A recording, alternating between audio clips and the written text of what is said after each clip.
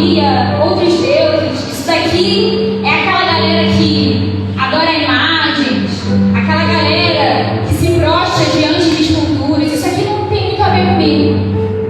Só que eu quero ler também com vocês Ezequiel 14,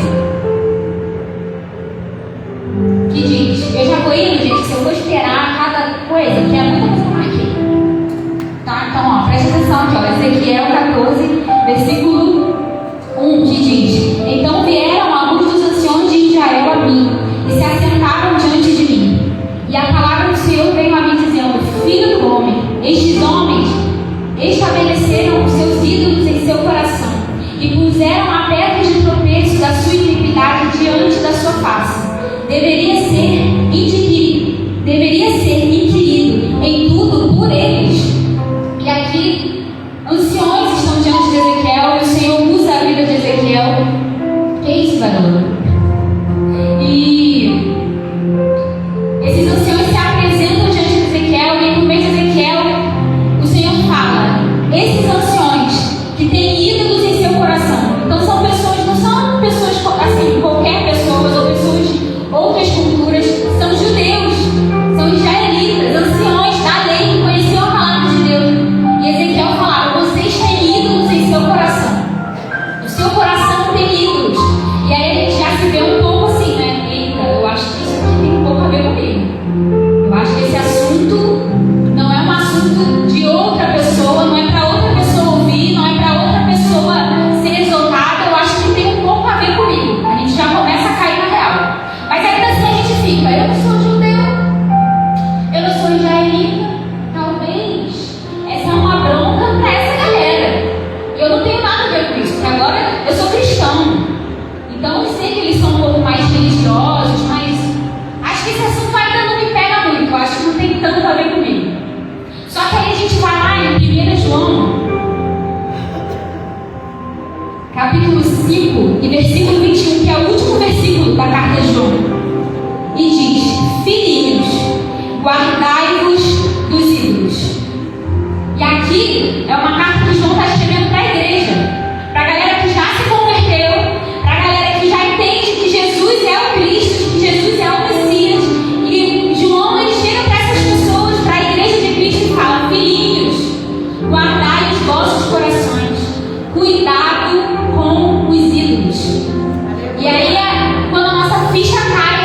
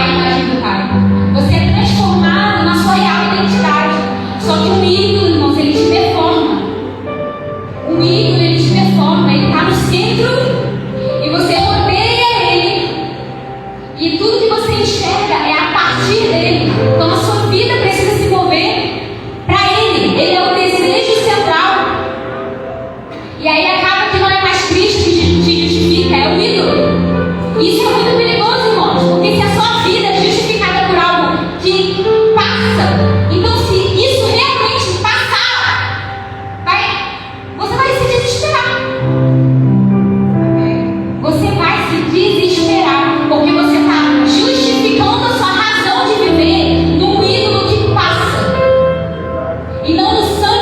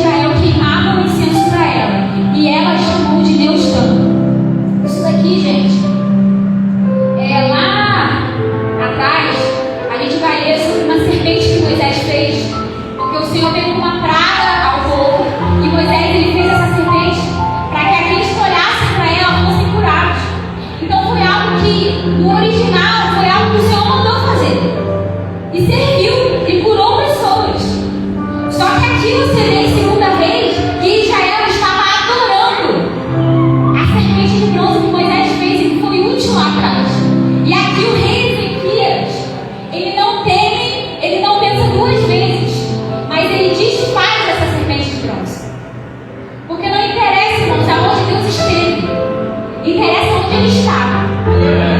Chega da gente ficar idolatrando os métodos que já funcionaram, já curou pessoas, já foi bom no seu tempo. Chega de idolatrar a liturgia, que é boa, é bom que a gente tenha uma ordem, mas o Senhor não pode se moldar e se adequar ao método. Se nós pedimos para o Senhor, Senhor, espera um pouco, porque senão o método aqui não vai ser exatamente do jeito que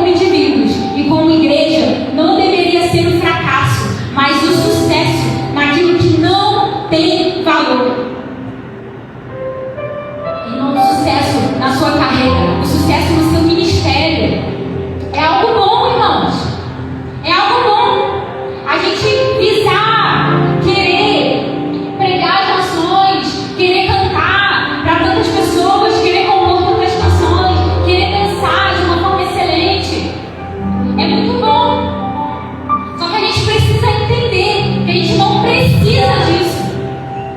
Não é nossa, eu estou aqui firme, porque eu sei que um dia o Senhor vai me levar. E se Ele não levar? Porque Ele vai me levar. Eu sei, e se Ele não levar? E se Ele quiser que você fique no encantado, você vai continuar sendo excelente? E se Ele quiser que você permaneça aqui, sendo um pregador local, você vai continuar, você vai permanecer. O nosso coração tem que se mover por ai, porque um dia talvez não chegue, irmãos. Talvez você morra antes, já pensou? Ai, não, na morte. E aí, irmãos? Se a gente morrer, a gente vai estar com Ele. Isso o nosso propósito for até um ponto. Que glória a Deus que seja até esse ponto. Eu vou dar um nome melhor. Até esse ponto. Porque Ele sabe o que Ele está fazendo. Ele sabe o que está fazendo. Tem um exemplo muito bom. Eu não vou listar muito, mas eu vou citar ele, que é Jeremias. Então, Jeremias, ele viu Israel cair. Jeremias, ele foi torturado porque ele profetizava e as pessoas não estavam a fim de ouvir o que ele estava profetizando. E ele falava sobre o futuro, mas mais do que profetizar sobre o futuro, ele denunciava o presente. Então as pessoas não queriam ouvir a denúncia. Torturavam ele. Jogaram ele no buraco. Depois Babilônia veio, tomou. Ainda falou, vai querer ir. Ele falou, não, eu vou ficar para pregar para os órfãos, para as viúvas e para os vulneráveis.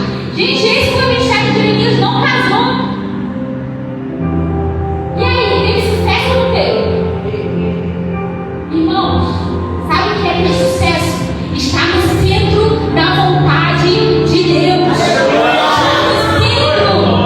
Não interessa se o fulano, se o ciclano, o sucesso dele significa casar e ter muitos filhos. Talvez o seu não seja esse, mas glória a Deus por isso, porque Ele sabe a nossa melhor versão para contar a história de Cristo. Talvez a melhor versão do fulano fosse casar com 19. Talvez a minha seja nunca casar, mas essa história não é sobre mim. Não interessa. Essa história não é sobre mim. Ele sabe a melhor versão minha que vai contar a história de Cristo, porque essa história é sobre Ele. Eu não sou a protagonista. Você não é o protagonista. Para de tomar escolhas baseadas na sua felicidade, naquilo que te dá prazer. Irmãos, a sua vida é desse tamanho. Quando você nasceu, a história já está rolando há muito tempo. E você tem o privilégio de participar dessa história, de ser participante, cooperador da história de Cristo. Mas não sempre insiste não, Senhor. Eu sei que eu vou cooperar dessa forma. Mas ai, eu vou sentir tão melhor desse jeito aqui. Deixa eu ficar desse jeito. Sabe o que acontece? Ele deixa. Porque Ele faz segundo o desejo do nosso coração. Esse é o nosso desejo, permanecer até aqui. Então é até aqui que você vai ficar. Mas a verdade, irmãos, é que Ele quer nos usar por completo para estabelecer o reino de Deus nessa terra. E para isso Ele usa ferramentas, como a carreira, como a família, como a igreja local. São ferramentas que a gente não precisa delas. O Senhor coloca nas nossas mãos para que a gente use para estabelecer o reino dele. Mas eu tenho uma ferramenta, você tem outra, e o fulano tem outra, e se ele quiser trocar, ele troca, porque a obra é dele. Não tem essa de eu preciso, não, você só precisa de Cristo. Eu repito, você só precisa de Cristo. Eu vou ler com vocês agora Romanos, capítulo 1, versículo 25. Romanos 1, 25 diz: os pais mudaram a verdade de Deus em mentira e adoraram e serviram mais a criatura do que ao Criador, que é abençoado para sempre. Então serviram mais a criatura do que o Criador. A gente vê aqui, né, uma denúncia em destronar Deus, o Criador, e entronizar a criação. De novo, a gente, é sempre como a gente lê como alguém de fora. Quando a gente lê a Bíblia como alguém de fora, a gente acha que sempre é pro outro. Mas quando você lê o Espírito aqui e se submetendo a ser exaltado, você fala, cara, isso aqui é comigo. Porque realmente o céu, a terra, o ar são criações. Mas sabe o que também é criação? Pessoas. Pessoas são criações de Deus. E nós temos entronizado a criação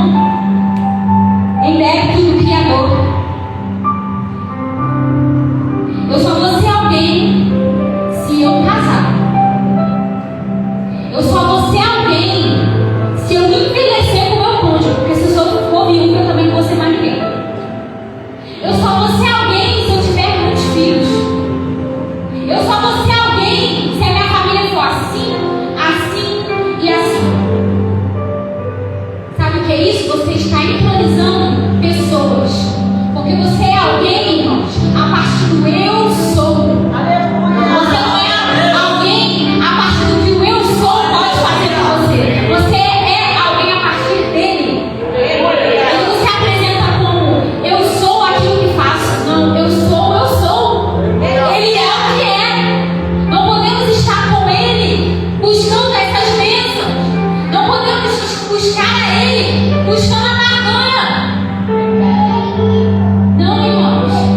A família, ela tem o seu lugar. As pessoas, elas precisam ter o lugar delas na nossa vida. Nós não precisamos de nenhuma delas. Não, eu preciso do meu marido. Não, mãe, eu preciso do meu filho. E a gente acha fofo, gente. Sabia? Quando a gente escuta, quando a mãe fala, não, porque o meu filho, ele tem um sentido na minha vida. Meu filho que deu identidade. A gente fala, que gracinha. Gracinha é a criação sendo adorada no lugar do Criador. Não é gracinha, não. A família, ela tem o seu lugar. E não é o primeiro.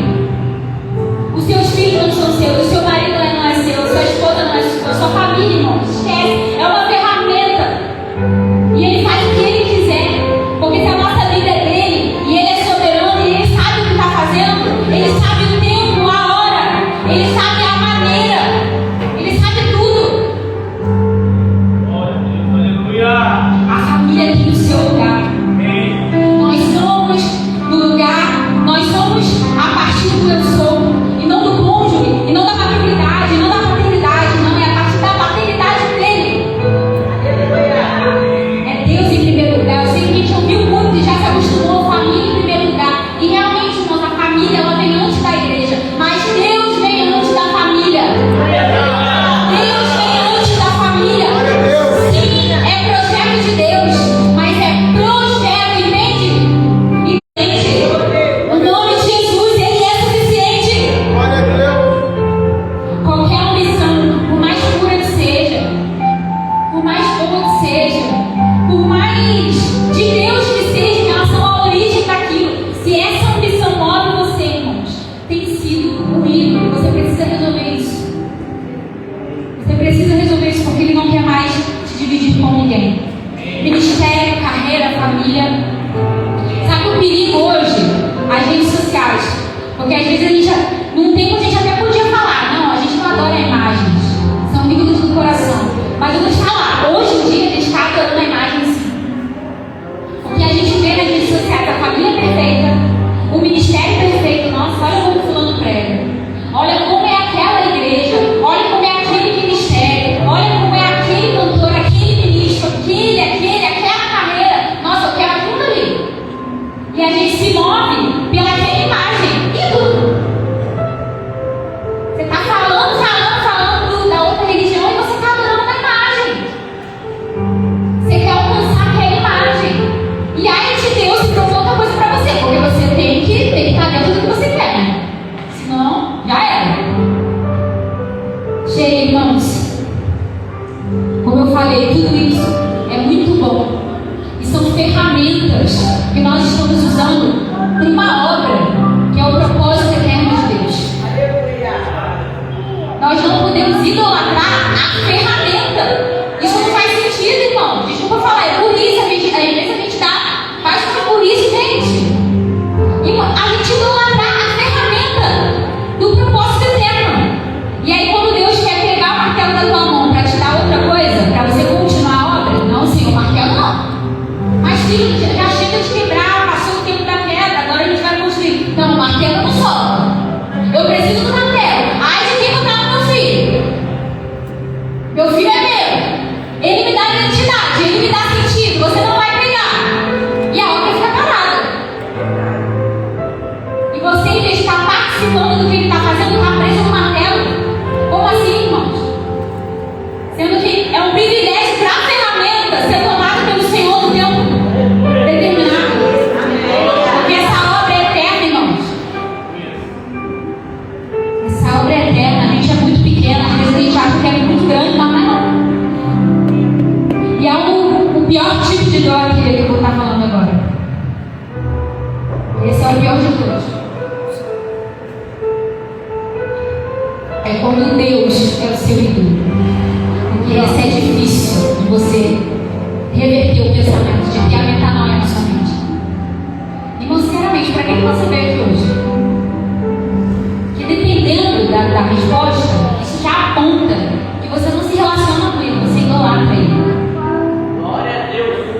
E idolatria é esse culto ao ídolo. E aí você pensa, mas aí eu acho que não tem problema esse é o meu ídolo. Só que é o culto ao ídolo buscando benefício, buscando algo em troca.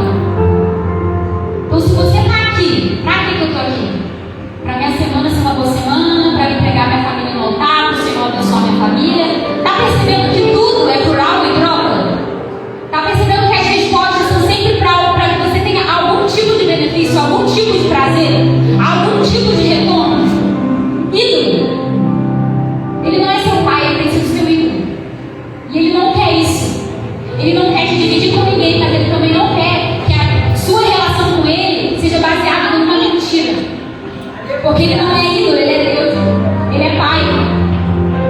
É sempre isso, sempre que tudo que ele sempre quis ser é pai. E ele não vai abrir mão disso. Ele não vai abrir mão de ser pai. Então a sua relação com ele, você tanto, eu estou super bem.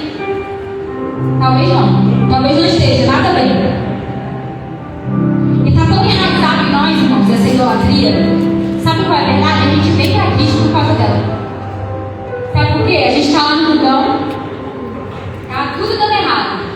No emprego está tudo dando errado, família está tudo de cabeça para baixo, está tudo dando errado. E aí, sabe qual é a proposta que fazem pra gente? Irmãos, vem para Jesus, porque a tua vida vai melhorar. Porque tudo vai se ajeitar. Tudo isso, todas essas coisas ruins que você está passando, você vem que vai dar certo. Então a pessoa já vem para isso, para que a vida tome rumo. Então desde o início, a relação é formada a partir da idolatria. E aí quando ele não dá esse retorno para você, porque o Senhor, irmãos, ele é soberano. E nessa soberania dele, ele distribui bênçãos e ele retém bênçãos de acordo com o propósito eterno. E vão ter bênçãos que ele vai reter. E à medida que ele retém você, vai te ver. Porque se você veio pelo benefício para que as coisas tomem rumo e as coisas não tomam, por que você vai continuar fazendo aqui? Porque você está aqui para a vida tomar rumo e a vida não está tomando. Mas ele é pai. Ele não é ídolo. Ele mudou a forma de nós nos relacionarmos com ele a partir da nova aliança. Porque na antiga aliança, irmãos, na antiga aliança, o Senhor ele queria expressar o caráter dele, ele queria estabelecer padrões de santidade a partir da lei. Então, realmente, se você for ler os profetas do Antigo Testamento, se o povo fosse obediente, gerava bênçãos. Se o povo fosse desobediente, gerava maldição. Só que, irmãos, a gente não está na antiga aliança, não. Por isso que é tão ruim ler a Bíblia separado, não entendendo que a história é uma só. De Gênesis e Apocalipse. Porque, sim, esse é o início da história. Mas depois, irmãos, lá na nova aliança, a gente tem um cara, não sei se você conhece, Jesus Cristo, que ele veio e ele revoga. Não é que ele acaba e aniquila com a nova aliança. Ele cumpre e a partir da antiga aliança a gente entende quem Deus é, a gente entende características do Senhor, a gente entende padrões de santidade, mas a partir da nova aliança o Senhor estabelece que agora a pior coisa, irmãos, a pior coisa pode acontecer para o melhor cristão. Isso é difícil a gente conceder isso. Nossa, mas ela faz tanto, mas ela está retida aqui. A melhor coisa pode acontecer. A pior coisa pode acontecer para o melhor cristão. Porque a pior coisa de todas aconteceu para o Filho de Deus. Aleluia. Sabe qual é agora a garantia da nova aliança? Não é que se você fizer tudo certinho você vai ser abençoado. Mas não importa se você está lá em cima ou lá embaixo. Ele vai estar com você. Essa é a garantia da nova aliança. E se as coisas estiverem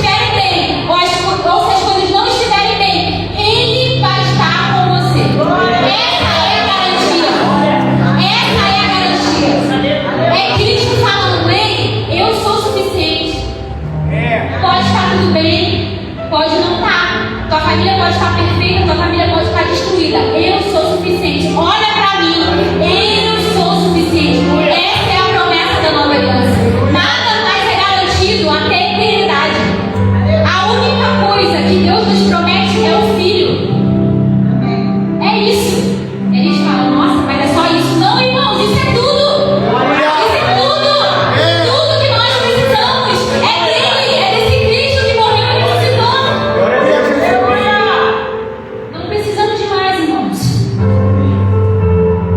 Eu não estou falando que ele não faz porque ele é mau ou que ele nunca faz nada. Só que ele faz porque ele é pai. Ponto. E um pai sabe o que é o melhor para o seu filho. Ele vai abençoar e ter bênção na medida daquilo que ele sabe, porque ele sabe de todas as coisas. Então ele faz com essa identidade de pai. Ele não faz com a identidade de filho. Ele não vai fazer porque você está sacrificando a ele, não. Você pode sacrificar o quanto quiser. Se não for para você, não vai acontecer. E tomara que não aconteça, porque a pior coisa que tem é acontecer não sendo da vontade dele. É dar certo, não estando nos planos dele. Porque está todo mundo aplaudindo, enquanto você está se relacionando com ele como se ele fosse um ídolo. Ele faz, mas ele faz como pai, não como filho. Ele não é obrigado a nada. É isso, irmão, que a gente prega aqui. Esse é o Evangelho.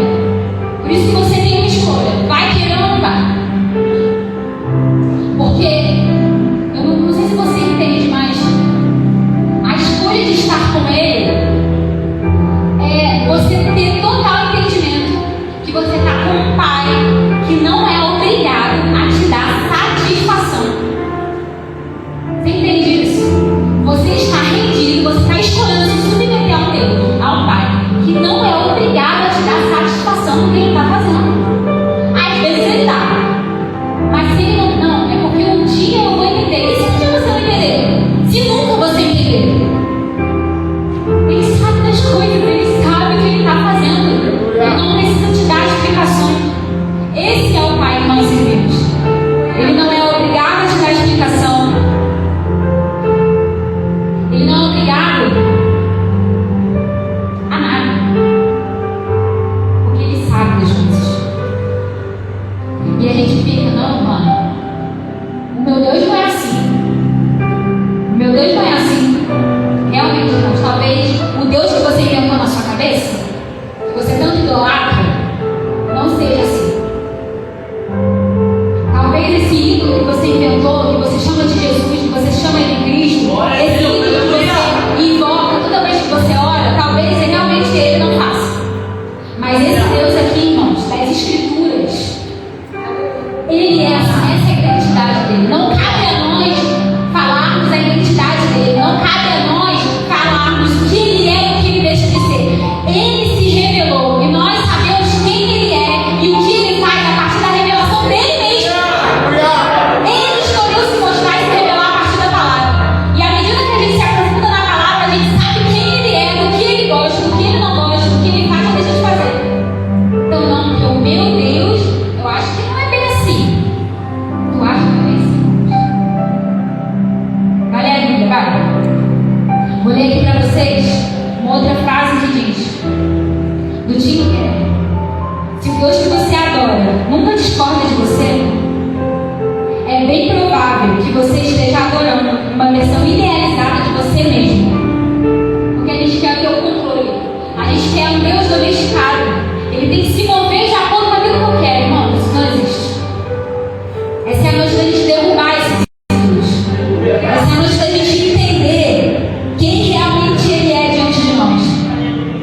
Então não é, irmãos. Vem que o teu casamento vai melhorar. Sinceramente, vem. Mas sabe o que vai acontecer? Pode acontecer se você vir? Teu marido te largar. Que ele não vai aguentar a transformação que está acontecendo na sua vida.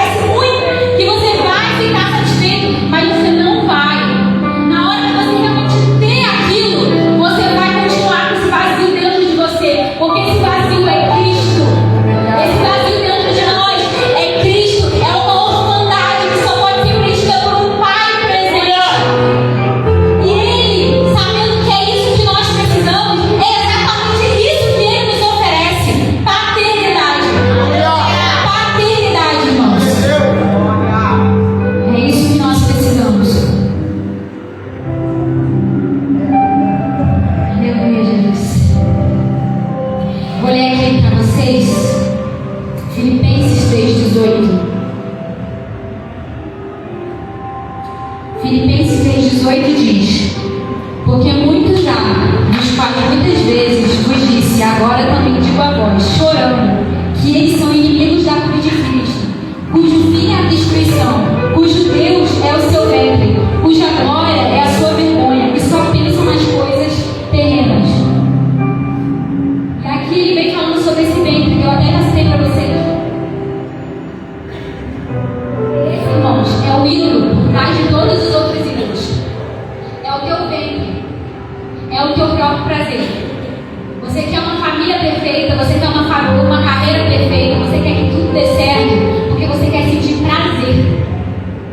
Você quer ser satisfeito. É o seu ventre. Foi o que eu falei, Adão não trocou Deus pela serpente, ele trocou por ele mesmo, pelo seu próprio ventre. Ele queria ocupar o lugar de Deus. E nós queremos esse controle. Nós queremos alimentar o nosso próprio ventre. Então essa noite, irmãos, no nome de Jesus, venha ser uma noite em que você venha sair